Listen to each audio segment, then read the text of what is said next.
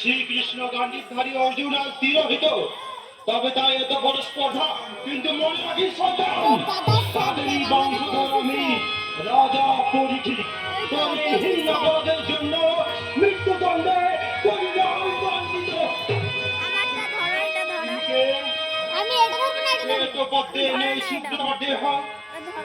তুমি কি কোনো দেবতা? তুমি কি পরাধীন একটি পায়ের উপর আছো? তুমি কে?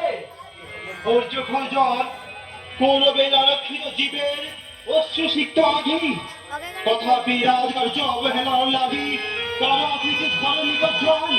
তোমরা কেউ করোনা খণ্ডন, দুঃখী দুঃখ মোচন করাই হলো রাজার কর্তব্য। আর অধম পামনের মৃত্যুই একমাত্র সাজা।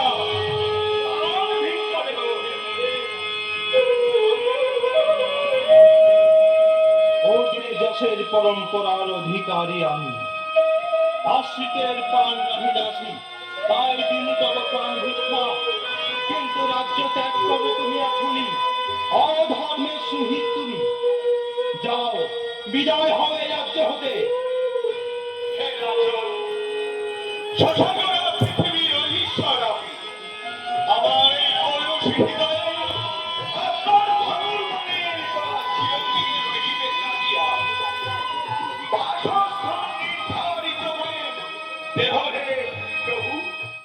শ্রীকৃষ্ণের পূজার যোগ্য স্থানে নাহে তোমার স্থান।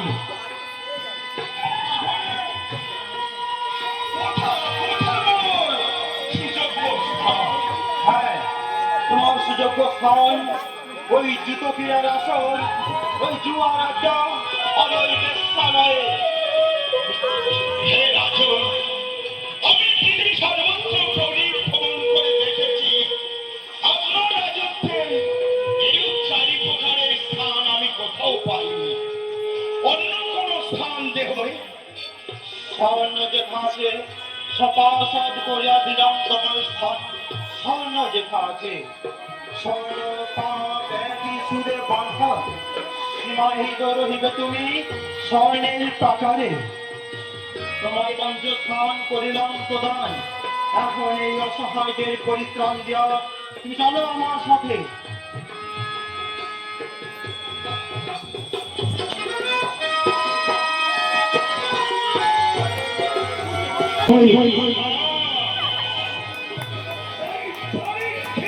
যতদিন আছে ততদিন আমার এই বড়ই সমস্যা। যেমন করে হোক ওই পরীক্ষিতকে ধ্বংস আমার করতেই হবে। এটাও আমার প্রথম কাজ।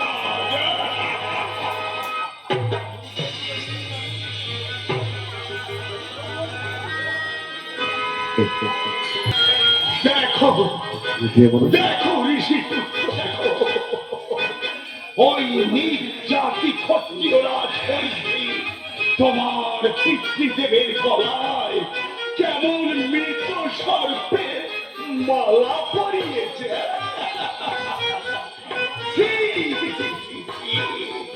রাজা হয়ে মুনি ঋষি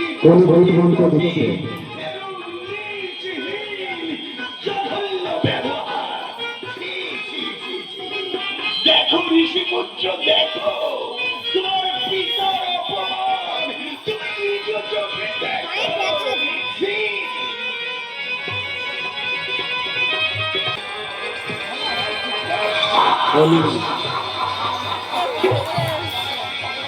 দেখে রাখো সবাই, এই হাতে আমার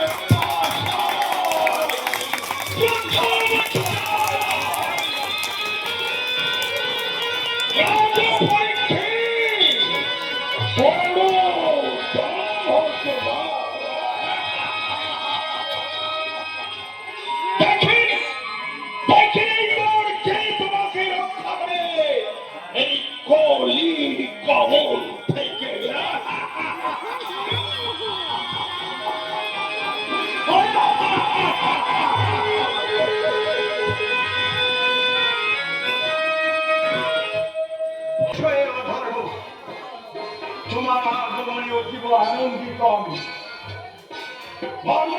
শস্যের সঙ্গে যুদ্ধের ফলাফল কি তাই বল। দেখি দেখি আমি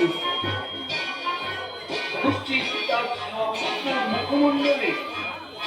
আপনি তো আমাদের সমস্ত আনন্দ এবং শক্তির উৎস। আপনাদের এই আনন্দহীনতা স্বভাব হয় কলিরাজ। যুদ্ধ আমাদের সপাট ধর্মের সঙ্গে এত নগণ্য ব্যাপার মহারাজ। জয়ী আমরা হই, প্রদীপ পথে এগিয়ে চলেছি বীর দর্পে। এখন তো আমাদের আনন্দের দিন মহারাজ। হে অধর্ম, তোমার ওই আনন্দময় মুখমণ্ডল দেখে আমার আমি উৎসাহিত হয়েছি। কিন্তু বন্ধু, গত রাত্রে অনেক ভীষণ স্বপ্ন দেখেছি। ভীষণ স্বপ্ন? হ্যাঁ অধর্ম, বিগত ৫,০০০ বছরের মধ্যে এমন ভীষণ স্বপ্ন আর আমি কখনো কোনোদিন দেখিনি। কি এমন দুঃস্বপ্ন দেখেছেন আপনাকে এত উদ্বিগ্ন করে তুলেছি মহারাজ? সে কি বিভীষিকা, কি বিভৎস, কি ভয়ঙ্কর! পুনরুক্তি অযোগ্য আমি। আমাকে বলতে আপনি দ্বিধা করবেন না মহারাজ। আপনি যে স্বপ্নই দেখে থাকুন না কেন, আমি বলছি দুশ্চিন্তার কোনো কারণ নেই।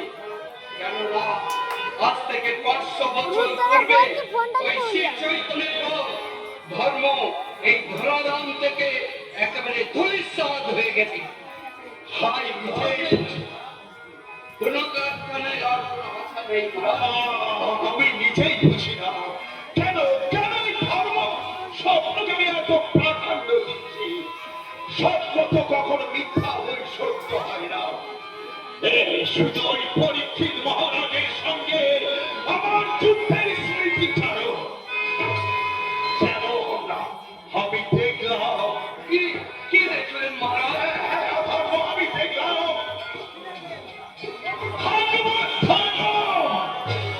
মানব সমাজকে করেছে পাপিত। যেমন শ্রী চৈতন্য ভবিষ্যৎ ভয় দেখিয়েছিলেন, তার নাম পৃথিবীর সর্বত্র প্রচারিত হবে। বলো বলো ধর্ম, স্বপ্ন কি কখনো মিথ্যা বই সত্য হয়? বলো। আমার মনে হচ্ছে গত রাত্রে আপনি বিশ্রামের পূর্বে সত্যি আহার করেছিলেন, অথবা পচা গলা কিছু খেতে ভুলে গেছেন। তাই তো আমি সেদিন কি খেয়েছিলাম? আমাদের পচা মাংস খেয়েছিলাম না কি খেয়েছিলাম আমি সেদিন? দুশ্চিন্তা করুন মহারাজ, আমাদের দুর্দান্ত ক্রমে মানব জামাতের প্রধানত তারা আজ ইন্দ্রতৃপ্তি ভাষায় হারিয়ে যাচ্ছে। তাদের বুদ্ধি ঠিক গর্দভ এবং শুকরের মতো অজ্ঞানের অন্ধকারে হারিয়ে যাচ্ছে ওই গভীর কক্ষে গভীরতম তলদেশে। বড় আনন্দের সমাজ নয় হে ভাইবান। হে কলিরাজ, আপনার ভাবে এই মনুষ্য সমাজ মাংসাহার, বিষাদ, জুয়া, বেশ্যালয়, ঠিক যেন পশুর ছাই পাস। এছাড়া আর তারা কিছু জানেন মহারাজ। মানুষের ধর্ম বিশ্বাস চূর্ণ হয়েছে আপনারই প্রধানতি। ভগবানের অধিকার মানুষের মনে রূপকথার কল্পনার মতো অনেক। তাই মানুষের স্বার্থ নেই আর ওই ধর্ম জীবনে ফিরে গেল। খুব ভালো, খুব ভালো, তুমি আমার প্রিয় বন্ধু।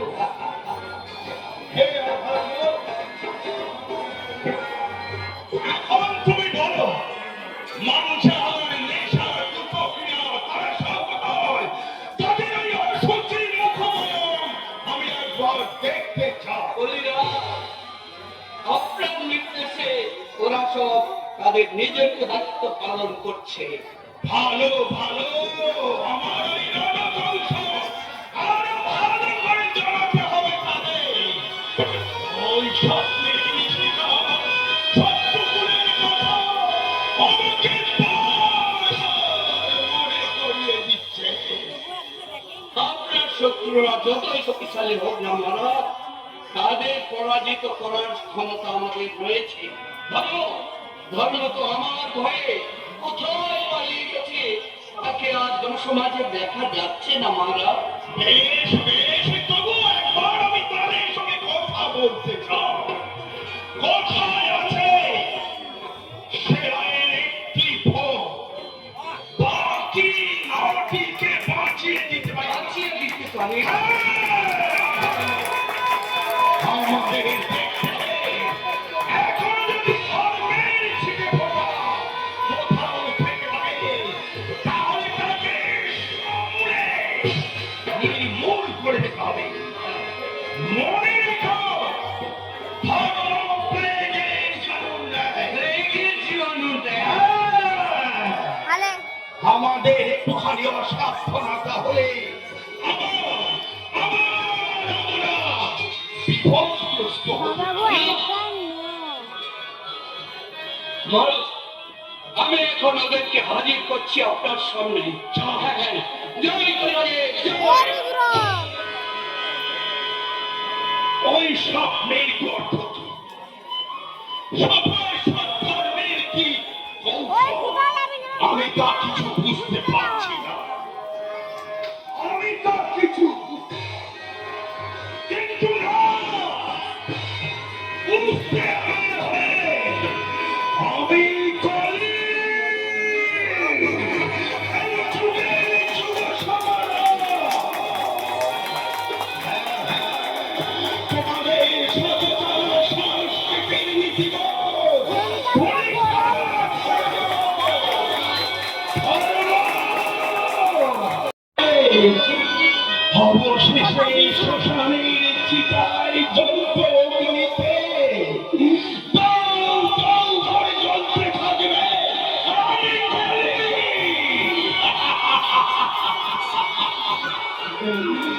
একটি তার পাতা পাখা নিয়ে খণ্ড প্রকাশ করতে থাকব।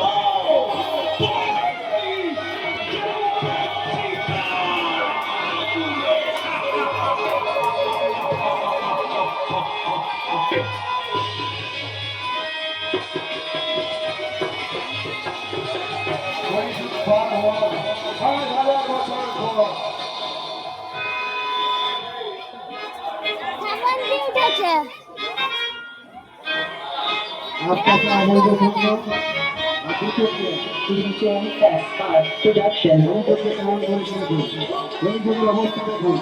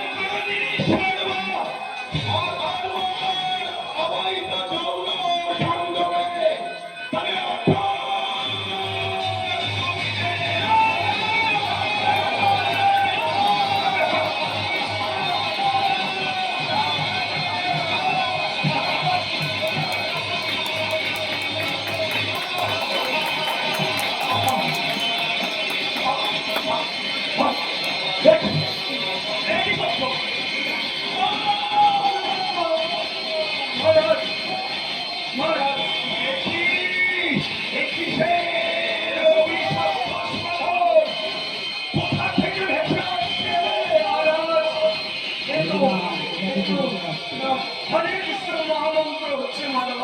হরে কৃষ্ণ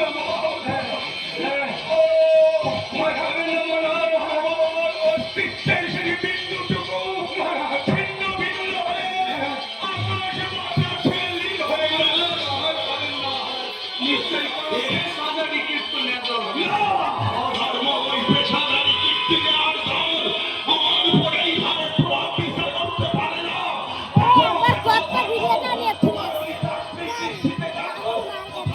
ভেসে আসছে এই অভিশপ্ত স্কন্ধ। দেখো দেখো ধর্ম দেখি বলো, দেখো একে মানব আমি বিশ্বাস করতে পারছি না। কি দেখছো বলো তো? এই হয়ে হচ্ছে কথা শুধু যুক্তরাষ্ট্র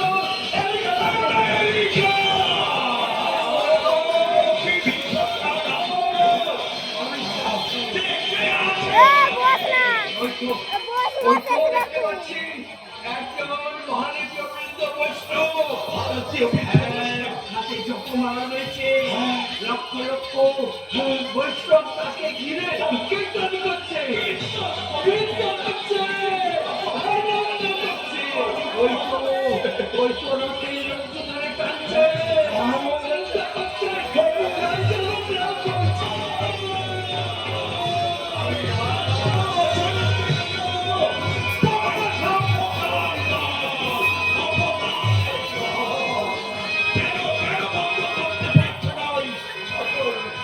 কবিরাজ দেখুন দেখুন না কি দেখছো বলো বলো। সব পাশ্চাত্যের ভক্তরা ওই ভারতীয় বৈষ্ণবের চন্দ্রে নিচ্ছে। আর কি করছে? জয় শ্রী উপাস বলে যাচ্ছে। আর দেখুন মহারাজ, হাতে হাতে বড় কি আছে হাতে? হাতে বড় বড় ফেস্টুন আছে, কি লেখা আছে? বড় বড় গ্রন্থ আছে। গ্রন্থ মহারাজ ওই লেখা আছে কি লেখা আছে? আন্তর্জাতিক আন্তর্জাতিক কৃষ্ণ ভাবনামৃত সংঘ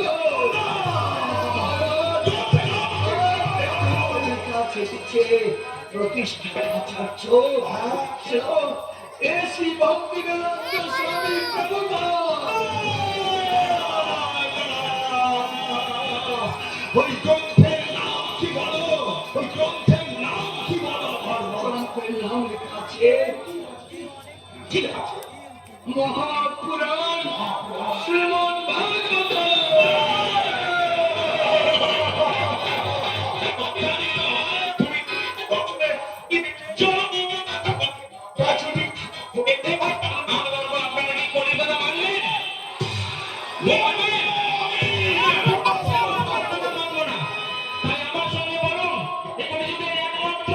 এই যে শক্তি সম্পন্ন